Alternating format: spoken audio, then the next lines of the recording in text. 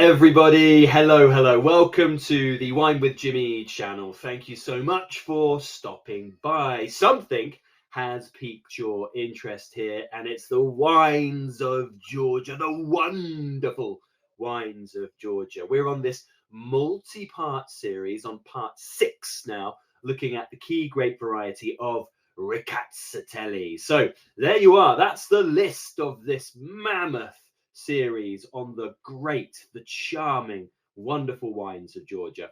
And we're here on part 6, Rkatsiteli. So we're getting stuck into the key grape varieties now, the very interesting key grape varieties.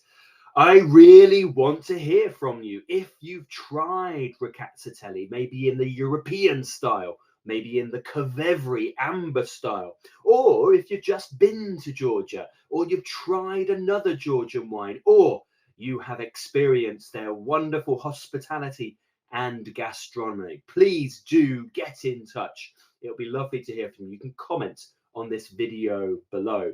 And if you have any questions as well, please pop them down there. Make sure you click like because it helps us, and make sure you click subscribe because it helps you with getting regular updates from Wine with Jimmy.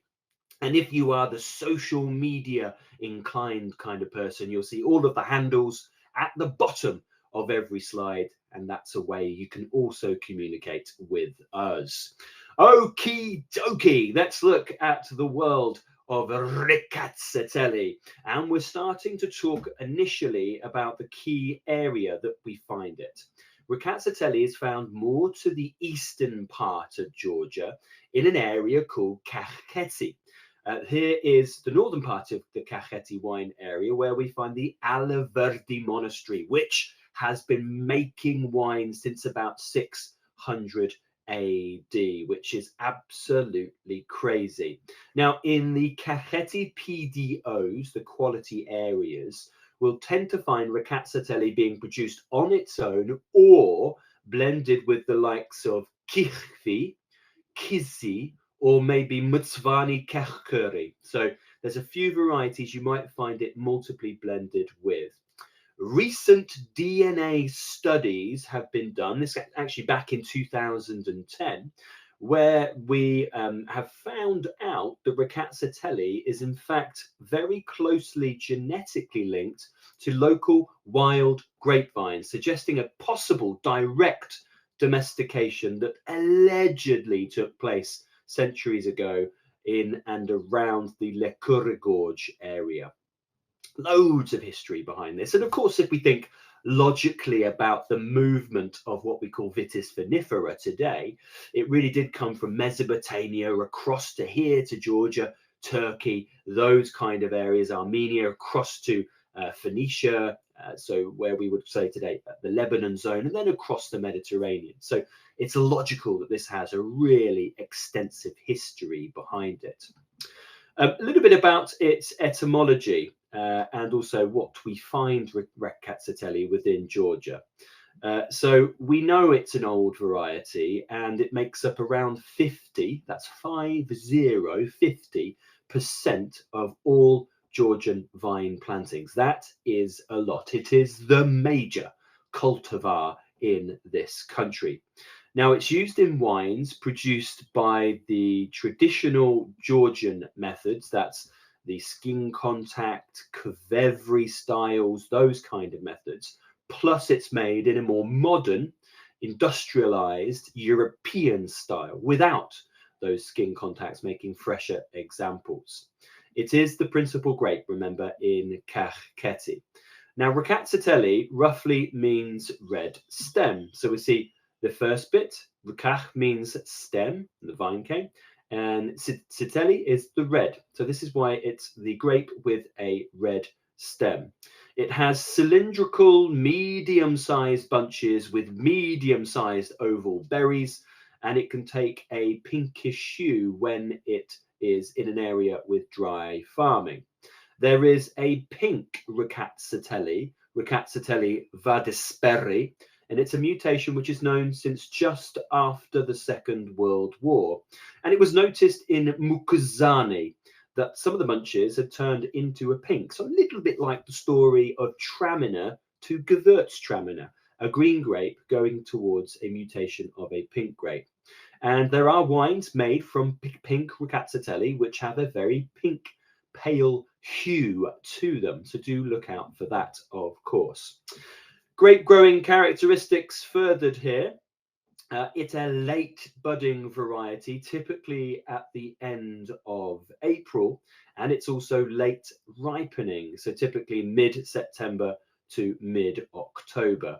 Pretty easy to grow, hence why it is half of the plantations of Georgia, and it can gain really decent sugar levels whilst maintaining pretty good acids as well.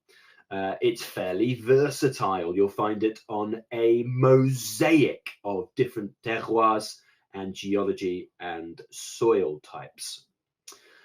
Next up, it is, as we know, being grown in various soil types, but it can be, if produced in a voluminous production, fairly neutral.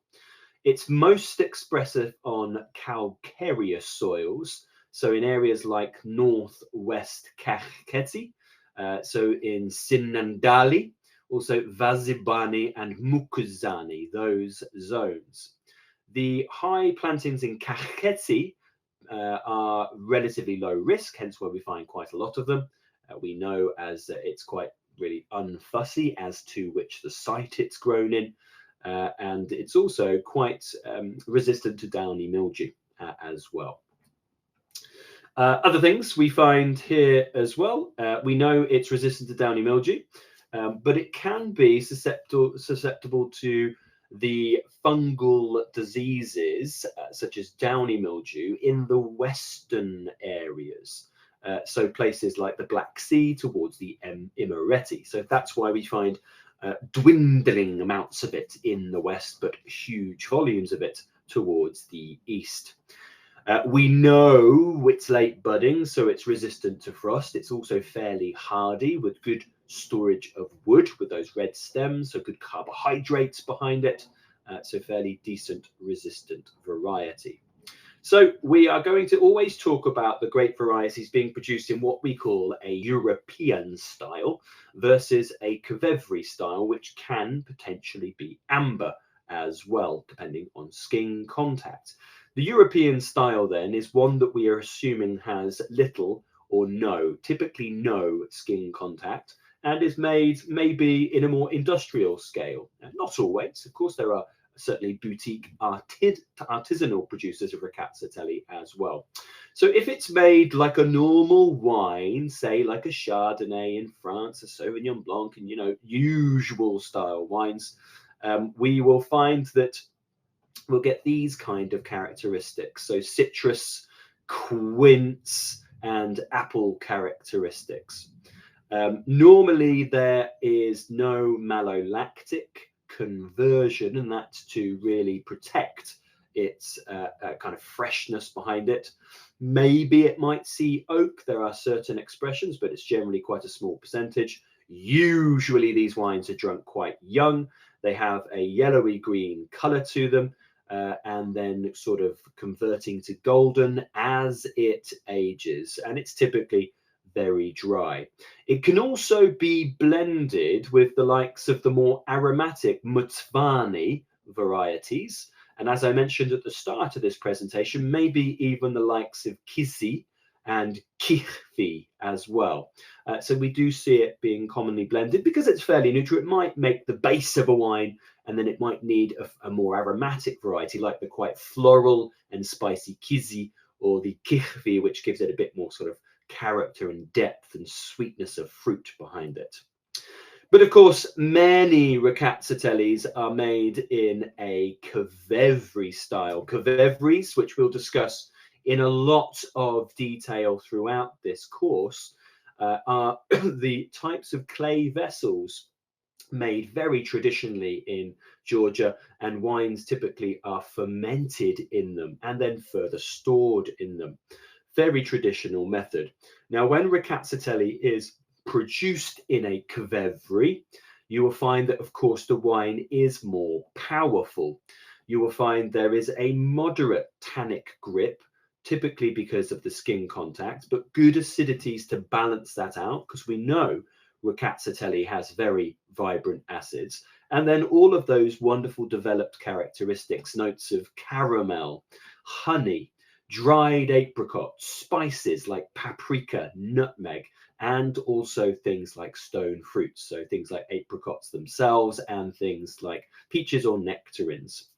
Typically, they are golden to amber through this method, and they tend to go even darker with some time in bottle. That skin contact, if it does happen in the Kvevrey, is going to give it much more color depth. It's going to give it much more structure, and there's going to be more aromatic capability as well. I really do find the Rakatsiteli an excellent candidate for the Kvevrey and amber styles combined. I think it has a delicate, nice freshness behind it, which works in this instance. If you try European Rakatsiteli and you try many of them, you'll often notice that some of them are lovely, but many of them are quite light and quite neutral in style. So putting them through this method gives them something to shout about, some character, some intensity. They can be delicious and well worth seeking out, of course. Okie dokie. Thank you so much for dialing in. I do hope you've enjoyed this short video looking at the key white grape variety of Georgia, that is Rakatsiteli. Please do join me for the next installment looking at the key black grape variety, the Dye grape variety of Saperavi. Once again, if you have any comments, any questions, or any concerns, or you simply wish to share your experiences of Georgian wine, hospitality, gastronomy, or just anything around Georgia, please do get in touch by commenting on this video below. Make sure you click like and subscribe as well. And if you do find yourself here in the United Kingdom on the green rolling hills with things like the White Cliffs of Dover, London town, then please do come and say hi at one of my establishments for a glass, or a bottle, most likely. I've been Jimmy Smith. Ciao for now. Goodbye.